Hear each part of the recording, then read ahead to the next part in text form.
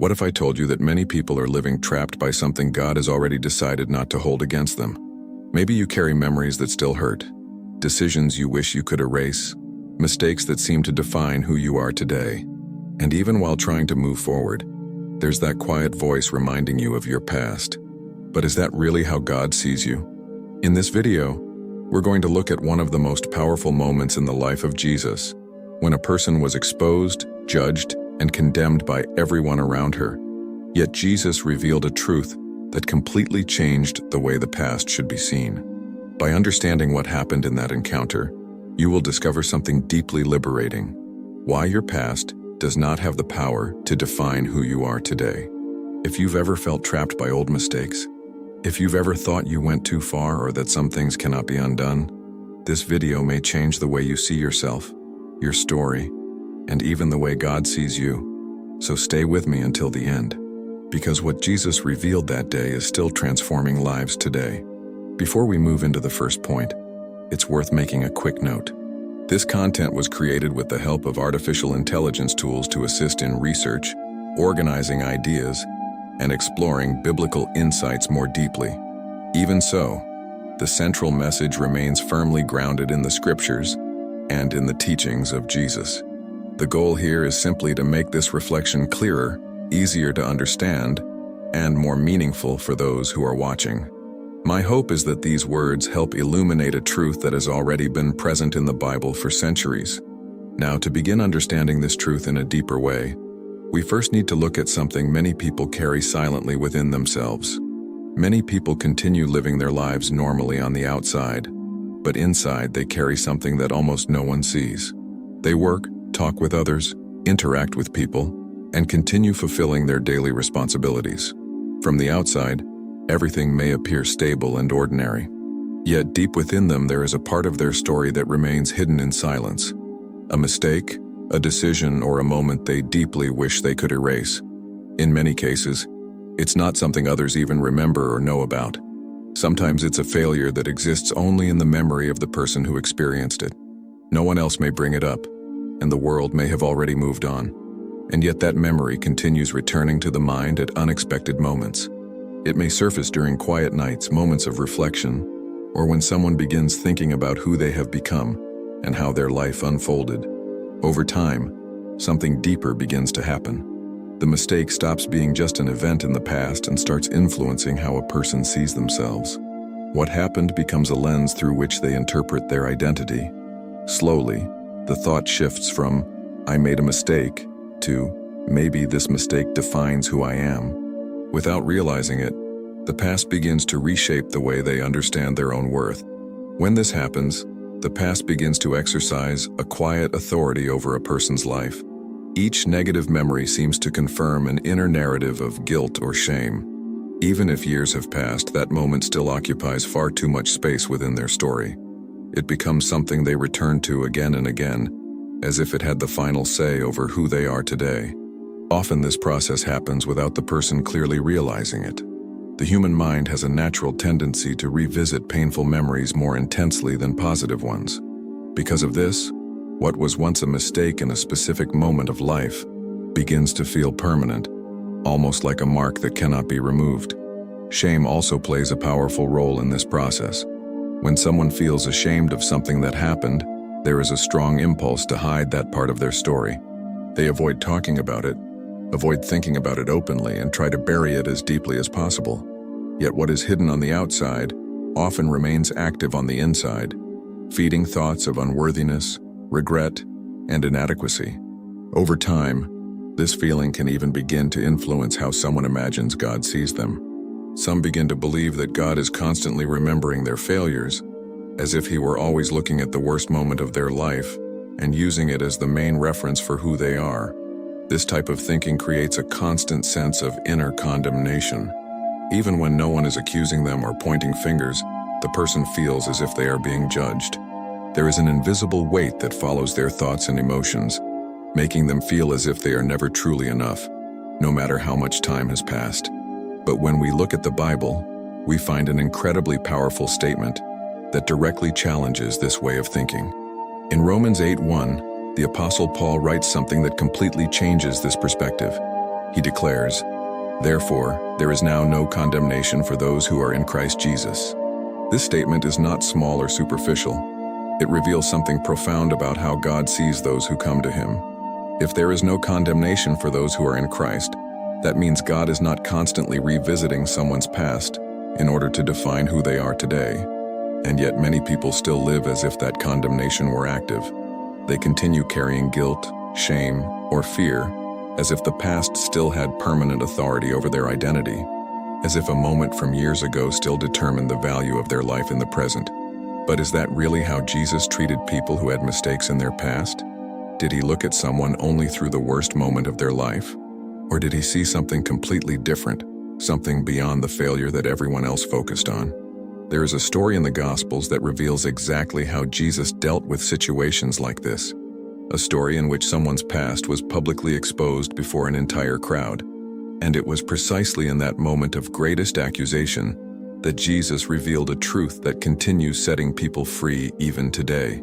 At some point in life, many people face a deep fear. The fear that their mistakes might be exposed before others. Not just remembered, but publicly revealed. The idea that something from the past could be used as evidence against who they are today creates shame, anxiety, and a deep sense of vulnerability. This fear exists because everyone knows that human judgment can be harsh. When a mistake becomes public, it often begins to define how someone is seen. People stop seeing the full story of a person's life and focus only on that specific moment of failure. That is exactly the kind of situation that happened in one of the most striking encounters recorded in the Gospels. During an ordinary moment in Jesus' ministry, a woman was forcibly brought before a crowd. She was not there by choice, and she was not seeking help or spiritual guidance. Her past had been exposed and was now being used as a public accusation. The atmosphere was tense and filled with judgment. Religious leaders brought the woman to Jesus not with the intention of helping her, but with a completely different goal. They wanted to use the situation as a test for Jesus. At the same time, they were exposing her mistake before everyone, turning her failure into a public spectacle of condemnation. The account appears in John chapter 8, where the accusers say to Jesus, "Teacher, this woman was caught in the act of adultery. In the law, Moses commanded us to stone such women. Now what do you say?" This question was not simply a religious inquiry. It was a carefully constructed trap. If Jesus said the woman should be stoned, He would appear cruel before the people who followed Him. If He said she should be spared, the religious leaders could accuse Him of disrespecting the law of Moses. In their minds, any answer could be used to discredit Him. But while this religious game was unfolding around Him, the reality for that woman was far more painful. Her mistake had been exposed before an entire crowd. There was no privacy, no defense, and no opportunity to explain. She stood there as the object of accusation, surrounded by people who had already decided what her fate should be. In that culture, an accusation like this was not merely a moral or religious matter. It could lead to a sentence of death. The crowd knew it, the religious leaders knew it, and the woman herself likely understood exactly what could happen next. Imagine the emotional weight of that moment. Standing in the middle of a crowd holding stones while your entire life story is reduced to a single mistake. Everything that woman had ever lived seemed to disappear under the accusation now dominating the scene. This situation represents something many people still experience in different ways today.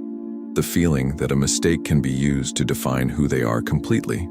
As if one specific moment in the past had the power to erase the rest of a person's story. When someone is placed in that position, it becomes easy to believe there is no way out.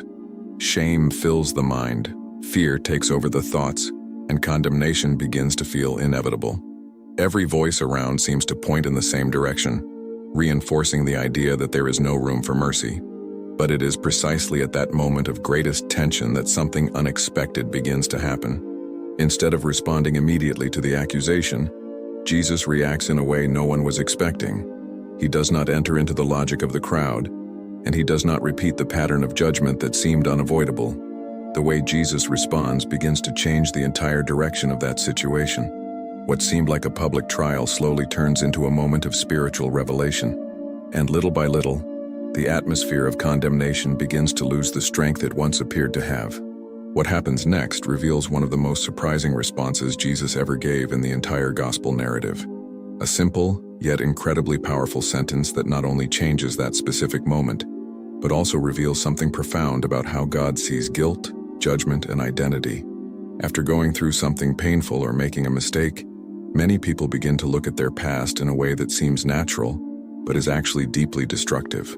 They start interpreting their entire story through that single moment. Instead of seeing the mistake as part of the journey, they begin to see it as the complete definition of who they are. This kind of thinking develops quietly. The mind revisits the event again and again, trying to understand what could have been different. Over time, the memory stops being just a memory and turns into a constant inner narrative, as if that failure were the main feature of their identity. That is why many people begin to label themselves according to their past. Instead of thinking, "I made a mistake," they begin thinking, "I am the person who made that mistake." This small shift in perspective may seem subtle, but it has a powerful impact on how someone sees themselves and their future. When a person's identity begins to be built around their worst moments, something inside them changes. Hope begins to fade, self-confidence weakens, and the idea of a new beginning starts to feel distant. The past stops being just part of the story and becomes a kind of emotional prison. The human mind naturally pays more attention to negative experiences than positive ones. This happens because the brain is trying to avoid repeating mistakes. But when this mechanism becomes dominant, it can transform a memory into something that permanently shapes the way someone sees themselves. Shame also intensifies this process. When someone feels ashamed of something that happened, there is a deep desire to hide that part of their story. Yet at the same time, the mind keeps returning to that memory repeatedly, as if trying to resolve something that feels impossible to change. Over time, some people begin to believe they no longer deserve a new beginning. They imagine that certain decisions from the past have left a permanent mark on their lives, as if there were an invisible line separating those who can be restored from those who have gone too far. But when we look at the scriptures, we find a completely different perspective on this subject. The Bible reveals that God does not see the past in the same way human beings often do. While people tend to focus on failures, God reveals another way of dealing with them. In Psalm 103:12, we find a declaration that completely changes this perspective. The text says, "As far as the east is from the west, so far has he removed our transgressions from us." This image reveals something extremely important about how God deals with human failure. When the Bible uses this expression, it is describing total separation. East and west never meet. That means when God removes someone's guilt, he does not continue bringing that mistake back in order to define that person's identity. This truth reveals something many people have not yet fully understood. There is a profound difference between recognizing a mistake and being defined by it. Recognizing the mistake is the beginning of transformation. Being defined by it means remaining trapped in the past. This confusion is exactly what many people carry within themselves. They believe that admitting a mistake means carrying that mistake forever as part of their identity. But what Jesus revealed in his ministry shows that God never intended to imprison people in their worst moments. And this is precisely what begins to become clear in the story of the woman brought before Jesus. While the crowd was ready to reduce her entire identity to her mistake, Jesus was about to reveal something completely different about guilt, judgment, and identity. Before we continue, if this reflection is helping you see your own story with greater clarity, consider subscribing to the channel. Many people follow this content because they are searching for a new perspective on faith, identity, and spiritual transformation. Now let's look at the response Jesus gave in that moment. A response that completely changed the direction of that situation.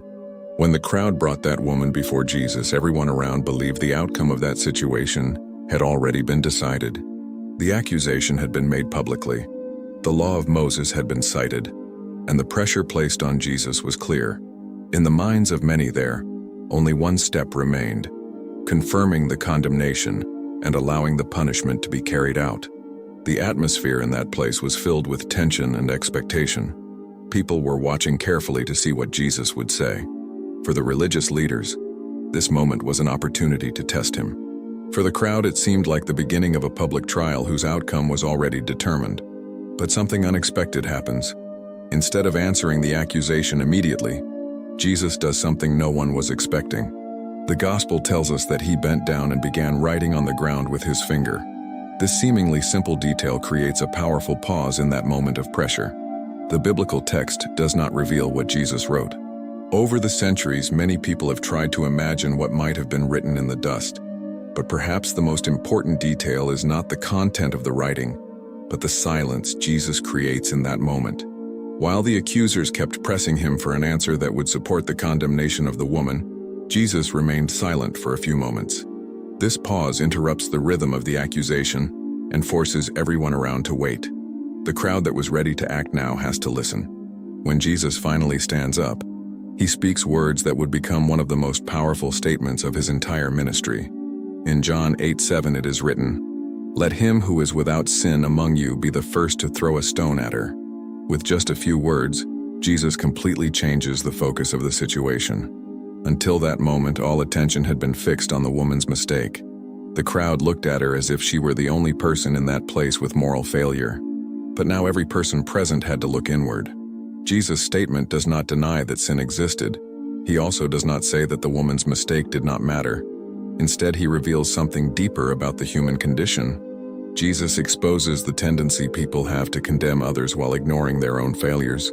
The question hidden within his words was deeply uncomfortable. Who among them was truly in a position to carry out a final judgment against another person? Suddenly, the atmosphere changes. What seemed like a simple and obvious judgment becomes complicated. The men holding stones now have to confront something they may not have wanted to face: their own conscience. The gospel describes what happens next in a striking way. One by one, beginning with the oldest, the accusers begin to leave. There is no public debate, no theological argument, and no attempt to challenge Jesus' words. They simply begin to walk away in silence. Those who arrived confident and ready to carry out the condemnation now quietly leave the scene. The stones that once symbolized judgment begin falling to the ground, and the crowd that seemed so powerful just moments earlier slowly disappears. This scene reveals something profound about the nature of human judgment. Often the voices that sound the strongest in accusing others are the same voices that avoid looking at their own failures. When the conscience is confronted, the certainty of condemnation begins to fade. The crowd that arrived full of conviction now dissolves slowly. The atmosphere of accusation loses its strength as each person realizes that they also carry their own history of mistakes and weaknesses. Little by little, the place that had been filled with tension turns into a space of silence. Those who were ready to decide that woman's fate now realize they must also face their own condition before God. When the place finally empties, only two people remain in that scene. On one side stands the woman who had been publicly exposed because of her mistake. On the other stands Jesus, the only person there who could truly claim the position of someone without sin. And it is precisely in that moment, when the crowd disappears and human judgment no longer dominates the situation, that Jesus is about to reveal something that would completely change the way that woman would see her own story. After the accusers began leaving one by one, the atmosphere changed completely. The place that had once been filled with voices, accusations, and tension suddenly became quiet. The crowd that seemed so powerful just moments earlier slowly disappeared, leaving only two people in that scene. On one side stood the woman who had been brought there in shame and fear. On the other stood Jesus. For that woman, the moment probably still felt uncertain. Even though the accusers had left, she was still standing before someone with spiritual and moral authority. It is possible to imagine the emotional state she was in at that moment. She had been publicly exposed, accused before a crowd, and placed at the center of a situation that could have ended in tragedy. Yet now everything around her had grown silent. Then Jesus breaks that silence with a simple yet deeply meaningful question.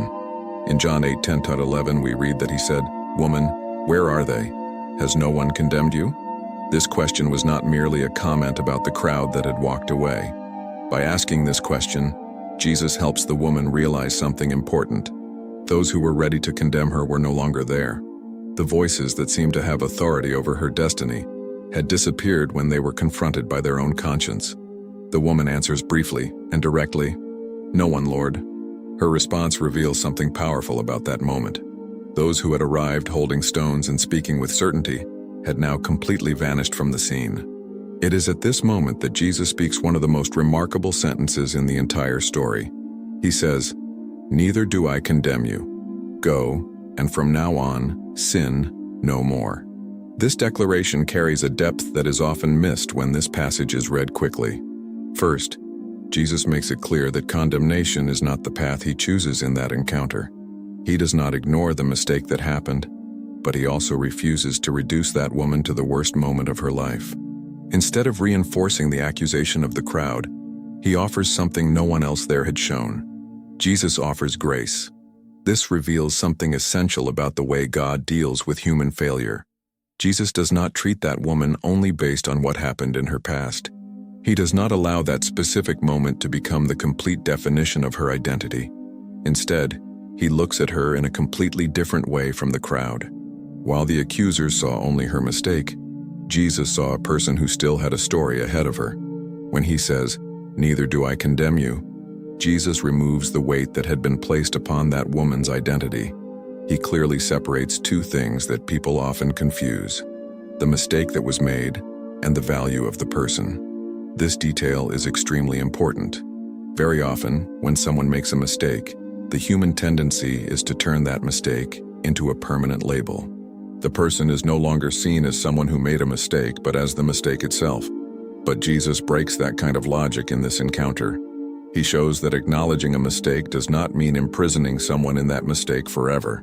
At the same time, Jesus adds a second part to his statement: "Go and sin no more." This part of the declaration shows that grace does not ignore the need for change. On the contrary, grace opens the door to a new direction. Jesus is not saying that the past does not matter. What he is saying is that the past does not need to have permanent authority over someone's future. That woman arrived expecting condemnation, shame, and perhaps even death. But she left that encounter with something completely different: the opportunity for a new beginning. This reveals a spiritual truth that continues transforming lives even today. Many people believe that God sees them only through their mistakes. They imagine that their worst moments define the way God looks at them. But Jesus' attitude in that story shows something completely different. God does not look only at what someone has done. He also looks at what that person can become. That is the difference between condemnation and redemption. Condemnation traps a person in the past. Redemption opens the door to a new story. And it is exactly this truth that begins to change the way someone sees their own life when they understand what Jesus revealed in that encounter.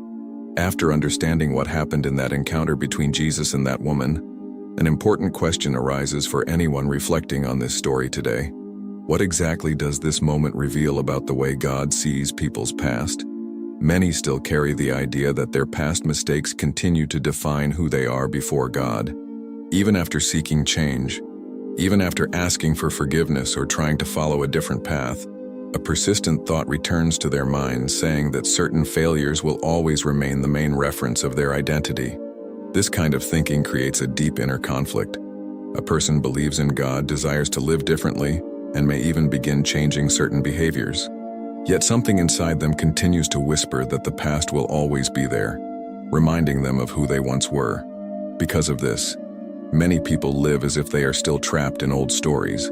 Even after making new decisions, they continue looking at themselves through the lens of guilt. The past keeps returning to their minds as if it still held permanent authority over the present. This feeling can become a constant weight in someone's emotional and spiritual life. A person may begin to believe they have gone too far, that certain things cannot truly be overcome, or that some failures will always define who they are. But when we look carefully at what Jesus revealed in that encounter, we see something extremely important. The past may explain part of someone's story, but it does not have the authority to permanently determine who that person is today. Jesus demonstrated that there is a profound difference between recognizing a mistake and living forever imprisoned by it. Recognition opens the path to transformation. Being trapped by the past, on the other hand, prevents any real possibility of change. This truth appears clearly in 2 Corinthians 5:17, where the Apostle Paul writes, "Therefore, if anyone is in Christ, he is a new creation. The old has passed away. Behold, the new has come." This statement presents a completely different perspective on identity and spiritual transformation. When the Bible speaks about becoming a new creation, it is not simply referring to outward behavior. It is describing something deeper, a new identity that begins to form through a relationship with God. This means the past does not disappear from memory, but it stops being the center of a person's identity. The story still exists, but it no longer governs how someone sees themselves or the path they can walk from that moment forward. Often, the greatest challenge for people is not believing that God can forgive. The real challenge is accepting that forgiveness within themselves. Some continue seeing themselves through the lens of guilt, even when God has already offered grace. Old thoughts may continue appearing for some time. Difficult memories may surface unexpectedly.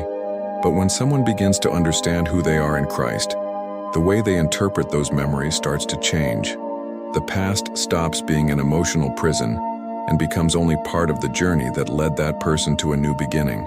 What once felt like a permanent mark slowly becomes just another chapter that has been left behind. That is exactly what happened to the woman in her encounter with Jesus. She arrived defined by a public accusation and by a mistake that seemed to dominate the narrative of her life. But she left that moment with something completely different before her. She left with the possibility of a new story. What Jesus revealed that day was not merely a response to a specific situation in the past. He revealed a spiritual truth that remains valid for anyone today. The past may be part of someone's story, but it does not have to determine that person's destiny. When someone begins to understand this truth deeply, something inside them begins to change. The way they look at their own life starts to transform. The past stops being a prison and becomes simply a starting point for something new that God can still do. The story of that woman began with shame, fear, and condemnation. She was brought before a crowd that believed her mistake had already defined who she was. To everyone around her, it seemed that her fate had been decided even before she had the chance to say a single word. In that moment, her past was the only thing that mattered to those people. The accusation had been made publicly, the law had been cited, and the crowd seemed ready to carry out the judgment. Everything pointed to the idea that her story would end in the harshest possible way.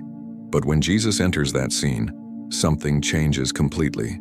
He does not ignore the mistake that happened, but he also refuses to allow that mistake to become the permanent identity of that woman.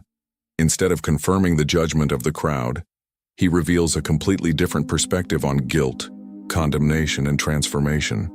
Jesus separates two things that people often confuse: the mistake that was made and the value of the person. That woman had committed a real error, but she was not defined by that error. Her life did not have to be permanently determined by that specific moment in her past. When Jesus says, "Neither do I condemn you," he is not simply ending a moment of accusation. He is opening the door to something new. He is showing that there is a path beyond guilt, beyond shame, and beyond the stories people try to use to define who someone is. This is one of the deepest truths revealed in the ministry of Jesus. The past may be part of a person's story, but it does not have to determine that person's future. God does not look only at what someone did in a particular moment of life. He also looks at what that person can become.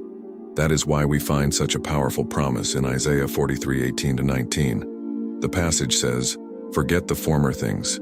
Do not dwell on the past. See, I am doing a new thing." These words reveal something essential about the heart of God. While human beings often remain trapped in the past, God works with the possibility of a new beginning. He does not ignore what happened, but he also does not imprison people in their worst moments. Many people today continue living trapped in stories that God has already chosen not to hold against them. They carry guilt, shame, or fear because of past decisions. Sometimes those memories appear quietly, influencing the way they see themselves and the way they believe God sees them. But what seems final to the human mind is not final to God. The grace of God always points toward transformation. It points toward growth, change, and the possibility of a new story being written. Perhaps there is something in your past that still feels heavy when you think about your life. Maybe there is a decision you wish you could erase, or a moment that still brings shame when it returns to your memory. But the encounter between that woman and Jesus reveals something that remains true today. The past may explain part of your journey, but it does not have to determine who you are now. What happened does not need to be the final word over your story. When someone understands this truth deeply, something begins to change within the heart. Guilt begins to lose the power it once seemed to have. Shame no longer dominates the way a person sees themselves, and the possibility of a new beginning begins to feel real. In that encounter, Jesus showed that God does not see people only through their worst moments. He sees what can still be transformed. He sees what can still grow. He sees a story that is not finished yet. And perhaps the most important question this story leaves for each of us is this: will you continue allowing your past to define who you are? Or will you accept the new story God can begin writing from this moment forward?